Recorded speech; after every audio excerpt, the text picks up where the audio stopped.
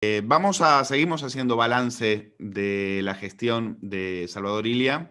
Una gestión que acaba ahora, porque el ministro, ya veremos si es que se fuga, si es que huye, cómo lo calificamos, pero es verdad que deja esto hecho unos zorros, un plan de vacunación que acaba siendo una filfa, y ayer cuando le traspasa la cartera a Carolina Darias, poco más que le dice, aquí lo tienes, disfruta, que yo me voy a hacer campaña a Cataluña, como diciendo, aquí te dejo este marrón. Tenemos la suerte de tener a José Ignacio Echaniz, que aparte de ser diputado del Partido Popular, el que más trabaja, no lo digo yo, lo dice el Español, más de 3.000 enmiendas, también es médico y ha sido la sombra de Salvador Illa durante toda esta gestión de la pandemia. Don José Ignacio, gracias primero por atendernos y hacernos un hueco esta mañana. Un placer.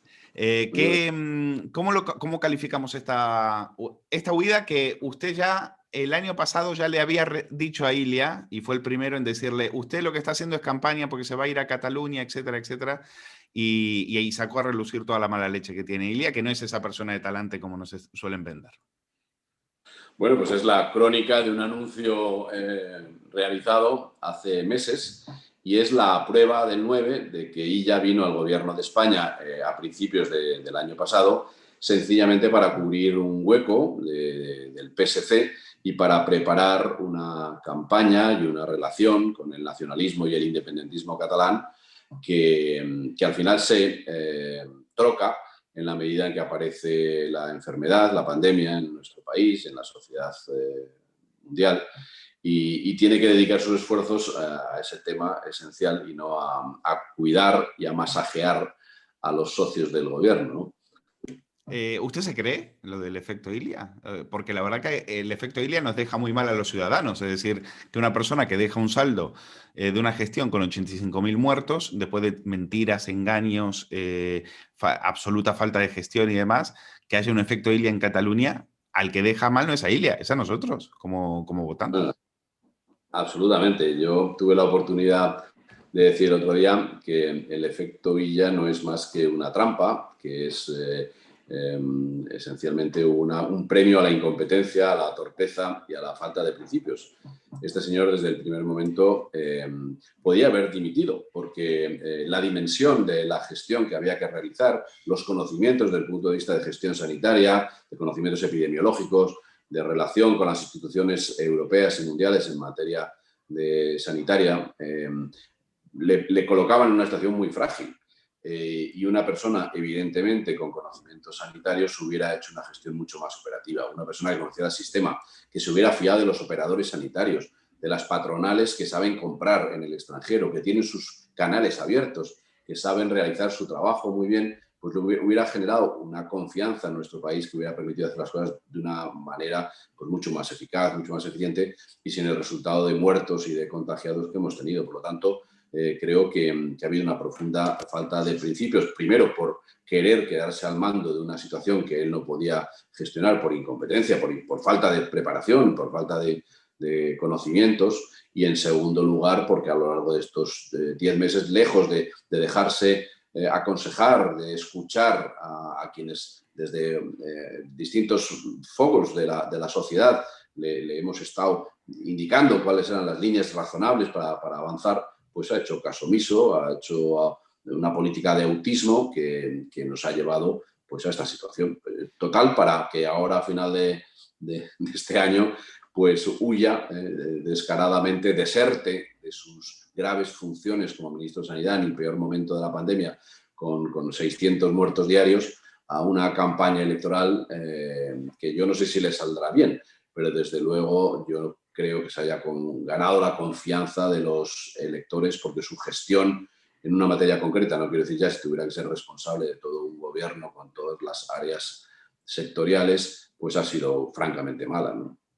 No es que le vayamos a echar de menos, la verdad, pero en otros países ha habido ministros, consejeros, como le llamemos, de sanidad que han dimitido por no haber podido hacer frente a la gestión. Tenemos a Boris Johnson pidiendo perdón en el Reino Unido. Y aquí Ilia no solo no pide perdón, sino que saca pecho, dice que no tiene nada de qué arrepentirse, que lo ha hecho todo bien. Claro, este es el problema de carecer de los principios y valores y elementos éticos esenciales para una gestión de esta naturaleza.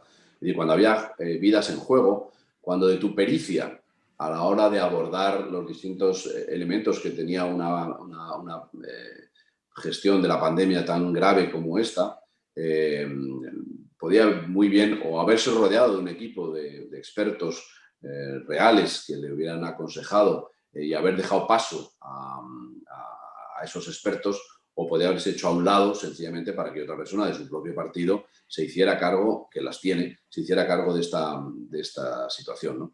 Lo cierto es que ha desaprovechado la voluntad de consenso. Yo tuve la oportunidad en el mes de enero, recién aterrizado en el Ministerio, de llamarle para poner digamos, a disposición del problema que yo ya había percibido, porque formo parte de algunos grupos internacionales de trabajo de la Organización Mundial de la Salud. Yo venía de un viaje de Boston a principios de enero y tuve contacto con profesionales sanitarios chinos que ya pusieron de manifiesto la dimensión de la gravedad del asunto.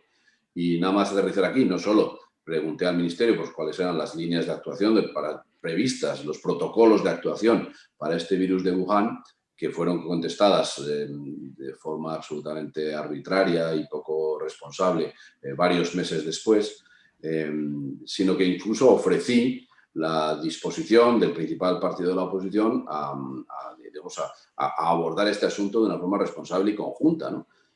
Bueno, pues aquello quedó en agua de borrajas, no se escuchó a la oposición y quiso hacer una gestión absolutamente personalista y yo creo que profundamente errónea, que ha permitido que en nuestro país, primero, no avanzásemos de una forma conjunta, que no se aprovechase la unidad de las fuerzas políticas para dar esta batalla al virus, que se desaprovechase la posibilidad de hacer un acuerdo por la sanidad, de establecer planes sanitarios, un plan Cajal que desarrollara el sistema sanitario en la dirección adecuada durante todos estos meses, y ha querido hacer una gestión unívoca, personalista, errónea, que nos ha llevado a la mayor catástrofe sanitaria de la historia reciente de nuestro país y, desde luego, a los peores índices de todo el mundo conocido, ¿no? Tenían la posibilidad de rectificar, de poner a alguien que sí supiera, que sí fuera alguien que tuviera conocimientos técnicos. Usted muchas veces le ha recordado, le ha dicho, Nietzsche y Kant no le han venido a rescatarle frente a la pandemia. Y no lo han hecho, es decir, ponen a otra persona con un perfil gris, como es Carolina Darias, igual que era Salvador Illa.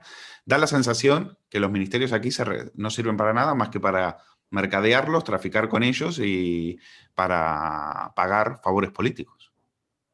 Absolutamente cierto. Esa es una reflexión que responde a la auténtica realidad de lo que estamos viviendo en este momento. Tenemos un gobierno que tiene el doble de ministros que el gobierno anterior, tiene 22 ministerios, bastante inútiles, por cierto, y en este momento, en mitad de esta pandemia, ya que el ministro que ha estado al frente y que lo ha hecho mal y que abandona el barco y que huye de esta batalla en el peor momento, se marcha a hacer una campaña electoral, podían haberla sustituido por una persona de nivel en términos de capacidad, digamos, sanitaria o de conocimientos de la materia para poder tomar decisiones más acertadas de las que se han adoptado en el pasado. Pero, sin embargo, se ha adoptado por una decisión de arreglar digamos, el componente político del propio Partido Socialista, del propio Partido Socialista catalán, ¿no? Trayendo a Madrid a la persona a la que ella, sin primarias, ha dejado fuera de combate político y a la que hay que recuperar, se la trae a Madrid, como se tiene que hacer cargo del área, digamos, territorial o de la composición de nuestro... Bueno, había que darle algo, ¿no? Al pobre Iceta también.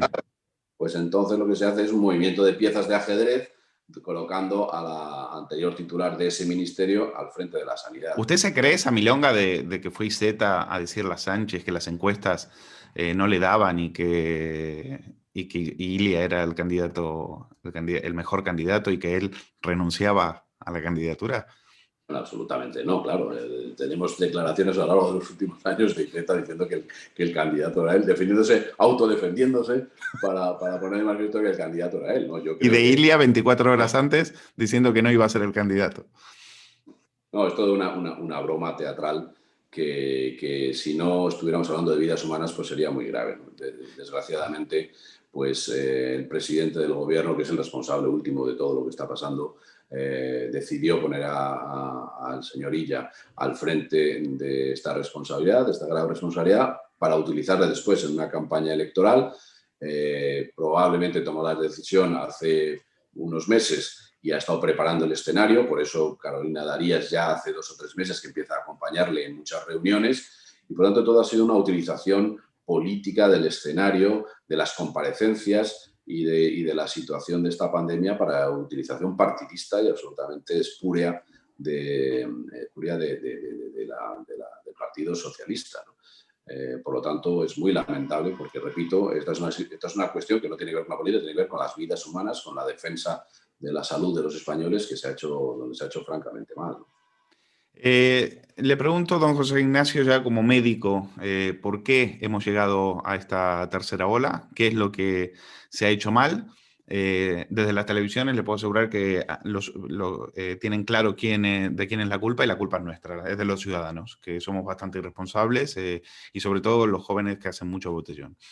Y sobre todo porque la pregunta también tiene que ver con China, porque uno ve lo que está pasando en Wuhan. Yo he hablado con gente que vive ahí y dicen que están haciendo vida normal. Es decir, que en el epicentro donde fue la epidemia, han vuelto a la normalidad, y que es uno de los sitios en este momento más seguros. ¿Por qué ahí pasa lo que pasa en Wuhan? Y aquí estamos en una tercera ola que no parece tener fin. Bueno, la primera reflexión es que las epidemias cursan en olas, y por lo tanto siempre hay que prever que va a haber picos y va a haber valles en la gestión de una epidemia. La epidemia más cercana en el tiempo, similar a esta, fue la gripe llamada española en el año 1918, que duró 2 años y que tuvo 5 olas consecutivas. Lo que sí que es importante, cuando se sabe que cursan de esta manera las epidemias, es manejar las circunstancias, los recursos, para intentar mitigar y minimizar esas olas. Y para eso hay que tomar unas determinadas medidas, y que tienen que ser coherentes. El problema es que este gobierno primero no se preparó, primero negó la realidad, después incitó a que la gente tuviera una relación social en manifestaciones que deberían haberse prohibido como consecuencia del peligro que generaban para la sociedad. Aquello, junto a no cerrar los aeropuertos, generó que ciudadanos de China y de Italia llegasen a nuestro país y empezaran, a contagiar a nuestra sociedad. Y no impedir, esas manifestaciones, lo que hizo es propagarla de una forma exponencial, ¿no? De forma que, primero, no se previó; segundo, no se quiso afrontar con celeridad; tercero, no se preparó desde el punto de vista de los recursos, del stock necesario de material de protección que iba a ser necesario. No se hizo un trabajo serio que otros países sí que hicieron desde el mes de enero. Y por lo tanto nos encontramos en el mes de marzo, abril, cerrando completamente la sociedad y sin estar preparados para ello. A partir de ahí se va a producir una cadena de errores permanentes en todas las áreas, que al final tienen como consecuencia que tengamos las peores cifras en términos de contagios y de mortalidad relativa, es decir, en función de nuestro número de ciudadanos, de nuestro peso relativo en el planeta, y por tanto, pues fruto de decisiones muy mal tomadas, muy mal adoptadas, tarde, mal y nunca, a lo largo de todos los periodos. Y cuando en la primera fase se decide por poner un kit de televisión en Moncloa y bombardearnos diariamente con ruedas de prensa interminables diciendo que ahí quien mandaba era el gobierno de España, se pasa a una segunda fase donde se dan cuenta que la mejor forma es centrifugar responsabilidades a las comunidades autónomas. De forma que el gobierno de la nación, el gobierno de España, que tenía que haber sido responsable de haber tomado medidas de coordinación de todas esas políticas, lo que hace es dejar que cada comunidad autónoma tome las suyas. Es decir, que se adopten 17 planes de contingencia de esta eventualidad, de esta grave epidemia. Y esto ha generado muchísimos problemas porque, evidentemente, el virus no conoce de fronteras y pasa de una a otra con la facilidad que pasa una persona, que pasa un vehículo, que pasa un objeto o un servicio, ¿no? Por lo tanto, dejación de funciones, de centrifugación de responsabilidades Y eso ha hecho pues, que en esta segunda y en esta tercera ola pues, las cifras hayan empeorado respecto de la primera y que estamos en este momento en una situación realmente difícil desde el punto de vista epidemiológico, de contagios, de fallecimientos, de congestión de los hospitales, de las UCIs y lo que vamos a vivir, porque claro, lo que hoy es número de contagios, dentro de 15 días será hospitalizaciones y presencias en las UCIs. Y eso sin duda tiene un impacto en la mortalidad y en las consecuencias sanitarias de la situación, ¿no? La sensación que da es que no tienen ni idea de lo que está ocurriendo. Es decir, la única solución que tienen, tanto desde el gobierno central como de las comunidades autónomas, es encerrar a la gente, decirle que no salgan y rezar a que esto en algún momento empiece a bajar. La situación de los ciudadanos es de absoluta indefensión. ¿Hay alguna otra respuesta a esto? ¿Hay alguna otra solución que no sea acabar con la hostelería, acabar con el turismo, cargarse un sector que era el 12% del PIB? Y hay otra solución que no sea, porque es la que yo escucho de todos los políticos, y es encerrar a los ciudadanos. ¿Cuánto tiempo nos van a tener encerrados? Bueno, lo que es muy importante en las políticas y especialmente en las sanitarias es la coherencia. Es decir, lo que no se puede decir es en mitad de una batalla que todo el mundo sabía que iba a durar como mínimo 2 años, eso en el mejor de los casos, si somos capaces de mitigarla como consecuencia de que disponemos de las vacunas adecuadas. Pero sabiendo que esta epidemia iba a durar como mínimo 2 años, que no hayamos preparado las trincheras desde las que combatir esta epidemia a lo largo de estos 2 años. Y mientras tanto se han lanzado mensajes absolutamente contradictorios. No solo este que decía de centrifugar la responsabilidad entre las comunidades autónomas, sino también de que hemos vencido al virus. Esa fue, digamos, la frase que quedará para la historia como el mayor error de gestión sanitaria de la historia de nuestro país en el último siglo. Hemos vencido al virus cuando en este momento cuando hoy tenemos 600 muertos, hoy solo, encima de la mesa, es la imagen o el paradigma de la incapacidad, de la mala fe, de la estulticia y de la incapacidad de gestión de esta situación.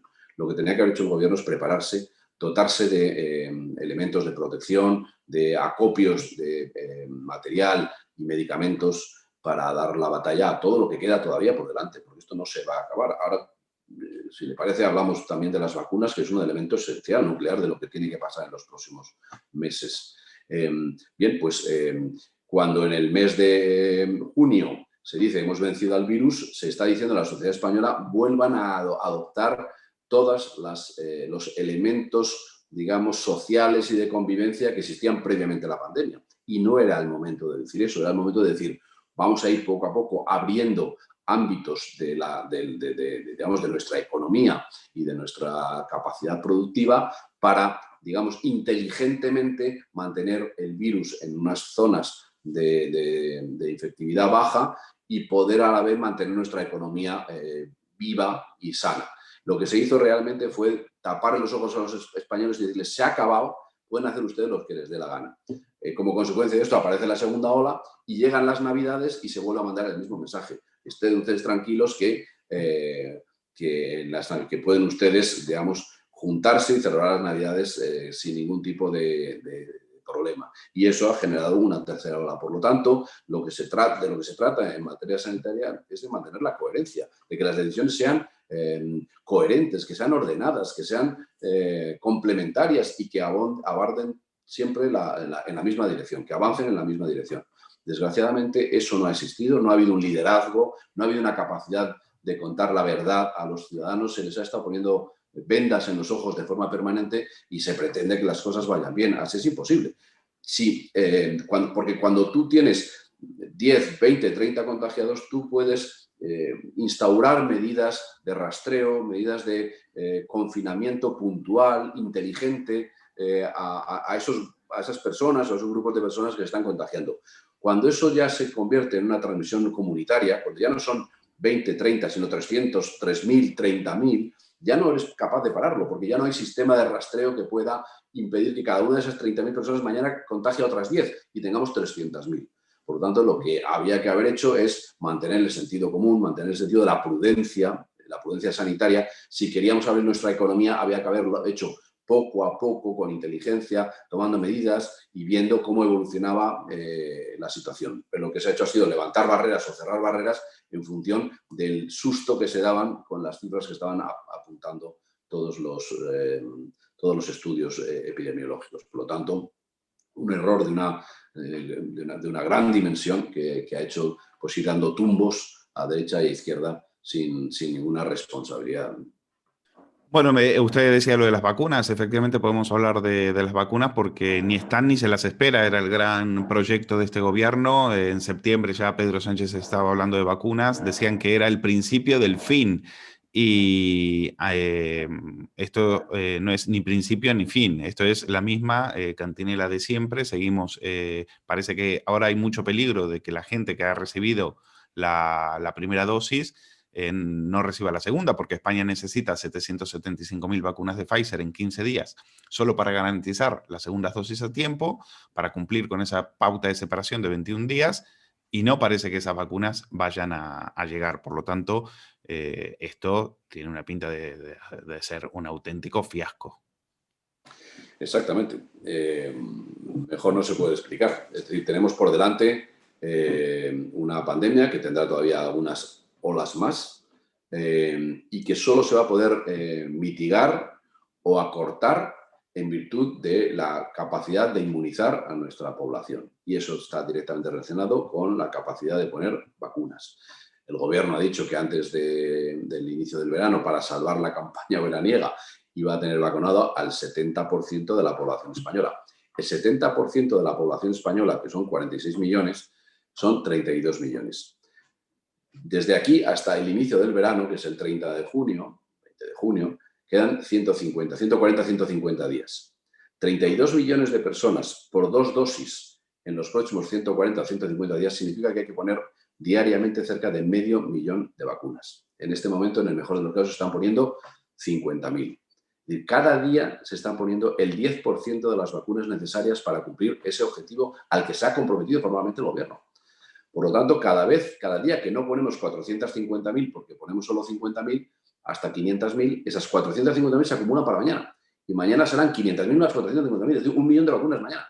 Y pasado mañana será 1,5 millones de vacunas. Y así hasta mediados de junio. Por lo tanto, tenemos un grave problema porque el gobierno no va a ser capaz de cumplir ese plan, porque además son 2 dosis de la vacuna, porque además la inmunización se produce 15 días después de administrarse la segunda dosis y porque el panorama mundial con algunos laboratorios como AstraZeneca, cuya vacuna se parece que se va a aprobar mañana, pues ya está diciendo que va a limitar la distribución de esas vacunas en la Unión Europea, lo cual a España le afecta especialmente porque hizo una compra aparte de otros 100 millones de vacunas en previsión de esta circunstancia, pues significa que el acopio de estas vacunas no va a ser efectuado a España en el ritmo que se esperaba y eso significa que tenemos un problema muy importante para la inmunización, para la distribución de las vacunas entre la población.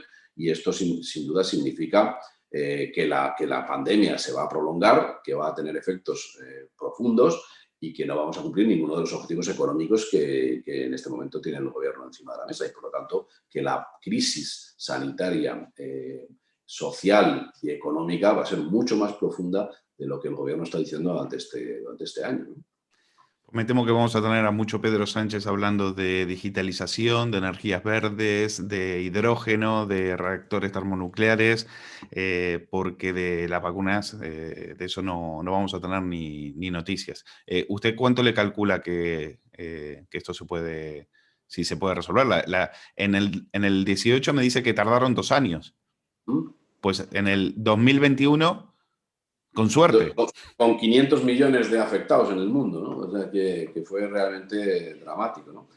Bien, pues todo va a depender de la capacidad de inmunizar y, por tanto, de limitar la infección en nuestras sociedades. Dese cuenta que el virus lo que pretende no es matar al individuo huésped. Es adaptarse. Es adaptarse y hacerse perenne en nuestras sociedades. Y que, por tanto, como la gripe sea una enfermedad que aparezca en nuestra sociedad todos los inviernos o una vez al año al menos. Y por lo tanto va mutando para adaptarse a las nuevas circunstancias, digamos, de defensa del individuo. Y por eso estas mutaciones de la variante británica o la variante sudafricana o la variante brasileña lo que son es adaptaciones de la genética del virus para ser más infectivos y para poderse propagar de una forma más eficaz. Y eso va a hacer que en algún momento las vacunas que en este momento se están diseñando, fabricando y proporcionando también pueden dejar de ser efectivas. Por lo tanto, es muy importante hacer esta vacunación urgente y masiva. Cuanto más urgente y más masiva sea la vacunación, más mitigaremos la extensión de este problema, de esta pandemia, y por lo tanto menos dolorosa será a efectos mortales, a efectos sanitarios, a efectos económicos para nuestro país y para el resto de los países de nuestro planeta, ¿no? Contra lo que no hay vacuna es contra este gobierno. Es decir, a usted le hicieron dimitir a una ministra de Sanidad por un perro muerto. En la crisis del ébola. Aquí llevamos 85.000 personas, seres humanos muertos y no ha dimitido nadie. Sí.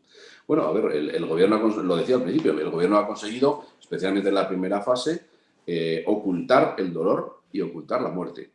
Es decir, que no se ha contado la verdad y se ha escenificado una situación que no tiene que ver con la realidad. Nuestro país ha perdido a 85.000 compatriotas. Y eso no ha generado, digamos, ni la reacción ni la situación de reflexión necesaria, desde luego ni en el gobierno y por ende, por la utilización de los medios por parte del gobierno en la propia sociedad. Estamos viviendo una situación realmente grave en también lo que significa la propia difusión de la realidad en nuestra sociedad, ¿no? Y afortunadamente, medios como el suyo ayudan a que la gente tenga un conocimiento más real de lo que está pasando en estos tiempos, ¿no? Esperemos sobrevivir. Esperemos sobrevivir a este gobierno, a la pandemia, a los confinamientos y demás. Don José Ignacio Echaniz, portavoz de Sanidad del Partido Popular y diputado y médico, aparte de todo, por encima de todo, gracias por estar con nosotros. Un placer, muchísimas gracias y muy buenos días.